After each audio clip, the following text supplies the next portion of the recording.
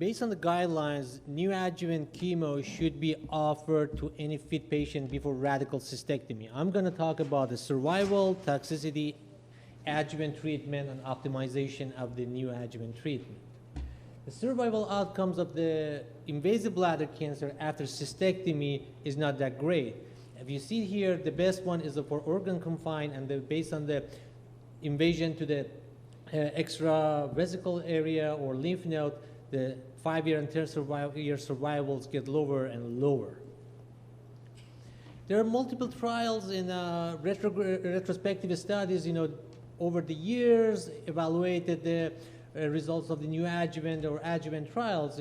Before 2000, most of the trials was only use a small sample size and not a good combination, mono treatment. The first significant trials actually was Dr. Crawford, the SWAG trial, 8710 was published early in 2000 that shows that the benefit of the IMVAC as a neoadjuvant. The results of the European Nordic trial came out later, again showed a positive result. In early 2012, that results of the DANSA IMVAC came out, and recently the results of the Vesper trial just showed that, again, the benefit of the neoadjuvant trials. So the first trial is a SWAG trial that published early 2000, that this trial started between 1987 to 1998, 317 patients with the T2 disease to T4, N0, M0. This rate was in neoadjuvant group was a 90 deaths, in the median follow-up 8.7 years. In the radical cystectomy alone was 100 deaths in the same time. If you see here, people that receive a neoadjuvant with a radical cystectomy, that overall survival was a 57% versus the 5-year survival was compared to 42% with the cystectomy. And when you people have a complete response, that still that we see that 44% versus 42%, that favor of the neoadjuvant trial.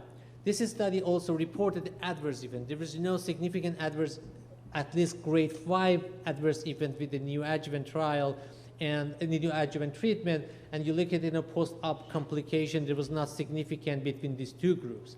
This study concluded IMVAC did not adversely affect the patient's chance of undergoing radical cystectomy, nor did it increase the risk of death or complication related to the surgery. Nordic trial, Nordic 1 and 2 trials, this is a result of combined two trials. Nordic 1 used chemo and radiation before surgery, and Nordic 2 only chemo.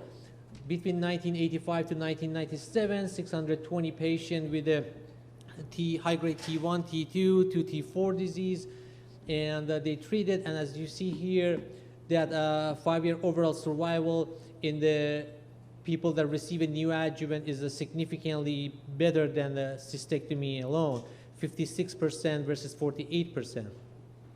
And if you look at only people with the clinical T3, same graph, still the people with the T3 disease has a 48% versus 37% in favor of neoadjuvant trials, neoadjuvant treatments. The long-term follow-up of the international phase 3 study. This is a international multiple centers trial that started in a long time ago, but they reported the results. They started, including 1989 to 1995. 976 patients with the T2 to T4 disease. The people received the chemo and or radiation in addition to cystectomy, and you see here 16% risk of 16% reduction in the risk of the death. That corresponds to the 10-year survival from 30 to 36% of the people receive a CMV neoadjuvant trial, neoadjuvant treatment. Meta-analysis. There's multiple reports, data regarding meta-analysis. This one compare lots of retrospective or prospective studies, and you see most of the studies like in favor of the neoadjuvant treatment, and the overall survival in the neoadjuvant treatment and the radical cystectomy group was significantly better than only radical cystectomy. It has a ratio of the 0.82. So based on this study came out and by Dr. Query team, this is a trial that introduced as one of the dose dense INVAC to the guidelines. They study clinical T2 to T4A and 0 to N1 disease, 39 patient enrolled between 2008 to 2012.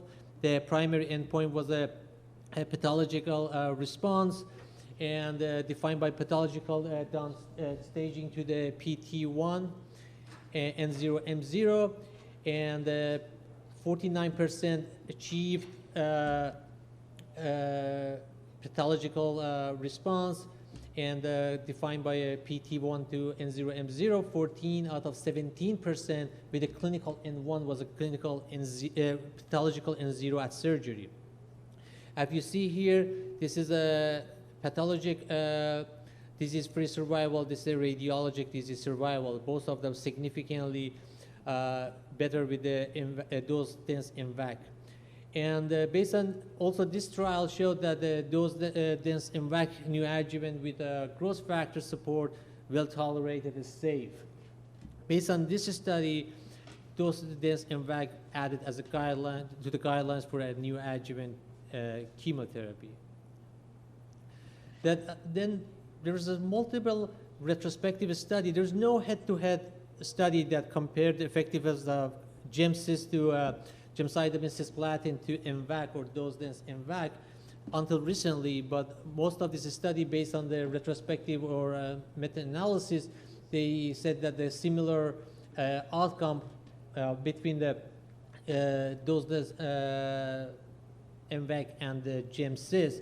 This study showed that 114 patients, 37% were treated with the gemcis and 77 with the INVAC, 14 of the 45 patients with the INVAC, and 4 out of 16 of the gemcis had a pathologic complete response. They were similar, not significant difference between these two groups, and in the multivariable analysis showed that the treatment is not the choice of the treatment is not an independent predictor of the cancer-specific death or outcome. Another study here, the pooled analysis that compared that evaluate the effectiveness of gemcitabine and cisplatin as a neoadjuvant. They show the same pathological downstaging up to PT0 and less than or PT1 in the 42 and 67% of the patient respectively, and they said based on this studies, neoadjuvant gemcis also added to the guidelines. So next question, do we have a good adjuvant treatment? Again, there is no study compared the neoadjuvant and adjuvant in the clinical trial setting, and recently there's one study, but the result is not conclusive because of the not enough sample size for adjuvant. But if you here look at that, they compare the, this is from a retrospective analysis of the risk database. Is like a retrospective international database of the urothelial carcinoma that included people with the muscle invasive bladder cancer, 656 people, and 325 treated with the adjuvant, with the neoadjuvant, and 331 with the 325 with the adjuvant and 331 with the neoadjuvant. And they showed that here disease-free survival was in a favor of the neoadjuvant treatment. So this is like a recent study just came out, phase 3 trial of the comparing dose-dense INVAC versus gemcis as a perioperative, neoadjuvant and adjuvant. Randomized neoadjuvant for T2 to T4 disease and 1 M0 adjuvant T3, T4, or pathologic N0, M0, and positive M0. 500 patients randomized between 2013 to 2018 in 28 centers, 4 cycles of GemCis versus 6 cycles of the dose-dense INVAC. Primary endpoint, progressive-free survival at 3 years. And the result was in favor of the neoadjuvant dose-dense neoadjuvant. Organ-confined response was observed more frequently in the dose-dense INVAC versus the GemCis, 77% versus 63. And here in neoadjuvant group, progression-free survival at 3 years was significantly higher in the dose-dense INVAC compared to GemCis. Again, in the adjuvant group, the result was not conclusive due to the limited sample size. Again, neoadjuvant chemotherapy should be offered to any fit patient before radical cystectomy. Why? Survival. We have level 1 evidence for increased overall cancer-specific outcomes. Toxicity. Neoadjuvant does not increase preoperative risk. Adjuvant treatment. We don't have any strong evidence that adjuvant treatment is working. We have data that neoadjuvant is better than adjuvant. And also, after the surgery, radical cystectomy, most people have a worse baseline deteriorate after the surgery, and then they're not eligible for cisplatin. But, however, we need optimization. We need to find the best combination, duration, how many cycles of the chemo we're going to give, patient selection. We need a biomarker of response.